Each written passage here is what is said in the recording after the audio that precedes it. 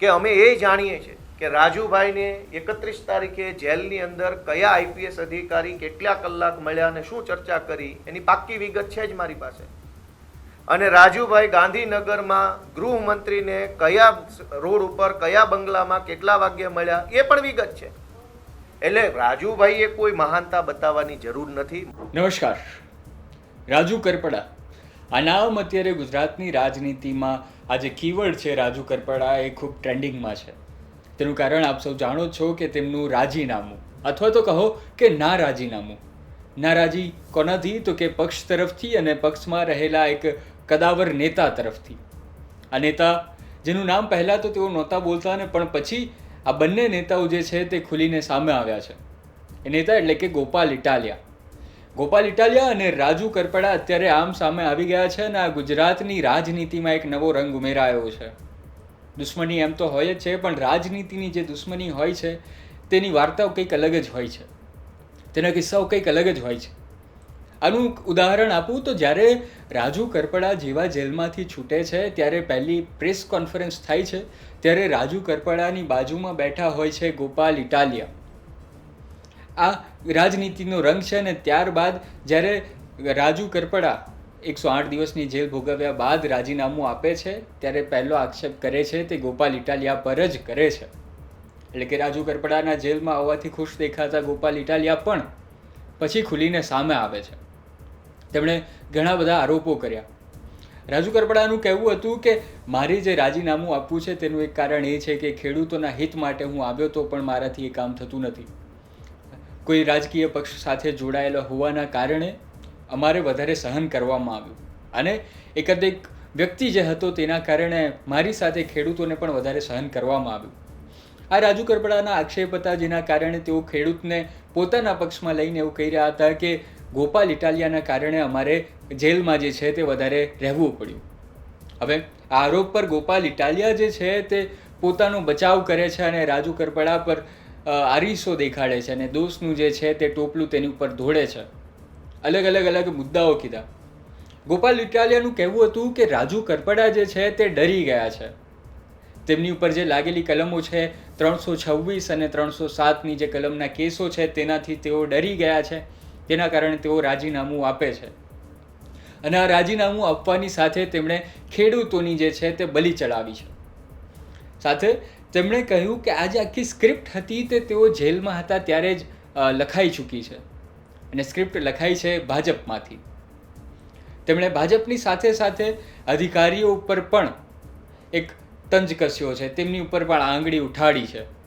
તેમણે કહ્યું છે એક આઈપીએસ હતો જેણે રાજુ કરપડાને જેઓ મળવા આવ્યા હતા ને તેમણે આખો ખેલ પાડ્યો છે. તો આઈપીએસ કોણ છે તેની અત્યારે ચર્ચા ખૂબ વધી રહી છે. એ આઈપીએસ જ છે જેના કારણે રાજુ કરપડાને જે છે તે રાત્રે 10 વાગે જ્યારે સામાન્ય રીતે જામીન મળતા હોય છે ત્યારે જેલમાંથી છૂટવામાં નથી આવતા, પણ એ આઈપીએસના કારણે તેમને રાત્રે 10 વાગે છોડવામાં આવ્યા અને પછી થઈ મીટિંગ ગુજરાતના જ સરકારમાં રહેલા એક મોટા નેતા સાથે. આ માહિતી એટલા માટે નથી આપી રહ્યો કારણ કે હજી સુધી એ પુખ્તા નથી થઈ. આ એક આરોપ જ છે જે ગોપાલ ઇટાલિયા દ્વારા લગાવવામાં આવ્યો છે પોતાના પ્રતિદ્વંદી મનાતા રાજુ કરપડા પર. રાજુ કરપડા પોતાના બચાવમાં એવું કહે છે કે હું આવા કોઈ કેસથી ડરતો નથી. પણ તમે જોશો કે રાજુ કરપડાએ જ્યારે રાજીનામું આપ્યું તેની પાછળ જ તેમના ઉપર જે કેસ લાગેલા હતા તેની તારીખો નક્કી હતી. એટલે કે તેની સુનાવણી જે છે તેની સજાની સુનાવણી જે થવાની હતી તે તેમના રાજીનામું આપ્યા બાદ જ થવાની હતી.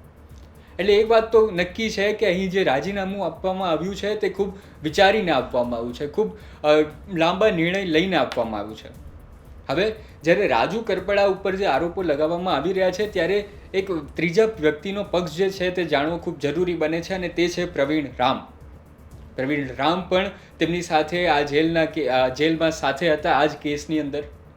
ત્યારે પ્રવીણ રામે પણ પોતાનો પક્ષ મૂક્યો છે અને એમણે તો એવું કહ્યું છે કે જો સીસીટીવી જેલના જે સીસીટીવી છે તે જો ખંગાળવામાં આવે, તે જો જાહેર કરવામાં આવે તો એક મોટો ભૂકંપ આવી શકે તેમ છે.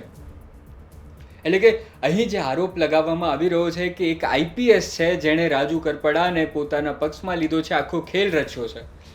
રાજુ કરપડાના રાજીનામા પાછળ એટલે કે રાજીનામું આપવા માટે રાજી કર્યો છે તે એક આઈપીએસ હતો જેણે આ સરકાર અને રાજુ કરપડાની વચ્ચે એક મધ્યસ્થી બન્યો છે કે આઈપીએસ કોણ છે.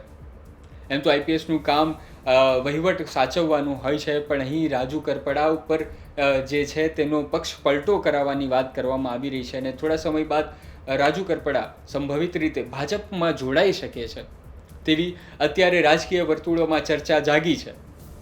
એમ તો રાજુ કરપડા એવું કહે છે કે હું જે છે અત્યારે નક્કી નથી કરી રહ્યો કે હું કોઈ પક્ષમાં જોડાઈશ કે નહીં, અત્યારે મારે ખેડૂતો માટે જ રહેવું છે. ત્યારે જોવું રહ્યું કે કોણ હતો એ આઈપીએસ અધિકારી, એટલે કે ગોપાલ ઇટાલિયાના જે આરોપો જે છે તે કેટલા સાચા છે, કે કોઈક આઈપીએસ અધિકારી હતો જેણે રાજુ કરપડાને આખો જે ખેલ જે છે તે પાડવામાં મદદ કરી છે. અહીં એ પણ જોવું રહ્યું કે તેમની ઉપર જે ગંભીર ગુનાઓ લાગ્યા હતા તેમાં તેઓ હાજર નથી રહ્યા, તેના કારણે વધુ એક ડેટ પાડવામાં આવી છે. એટલે કે અહીં આજે આખી ગુજરાતની રાજનીતિ જે છે તે આઈપીએસ અધિકારીઓ, નેતાઓ અને વિપક્ષની વચ્ચે આખી રમાઈ રહી છે. અત્યાર પૂરતું હાલ એટલું જ કે ગોપાલ ઇટાલિયાનો આક્ષેપ જે છે તે આઈપીએસ કોણ છે તેની ચર્ચા અત્યારે ગુજરાતની રાજનીતિમાં ખૂબ થઈ રહી છે. સાથે રાજુ કરપડા જે છે તે છૂટીને કયા મોટા ભાજપના નેતાને મળ્યા છે તેની પણ ખૂબ ચર્ચા થઈ રહી છે. તમે જો જાણતા હોવ તો જણાવો કોમેન્ટમાં. ધન્યવાદ. જોતા રહો ગુજરાત તકને. અમારી ચેનલને સબસ્ક્રાઈબ કરો. વિડીયો જો ગમ્યો હોય તો લાઈક કરો.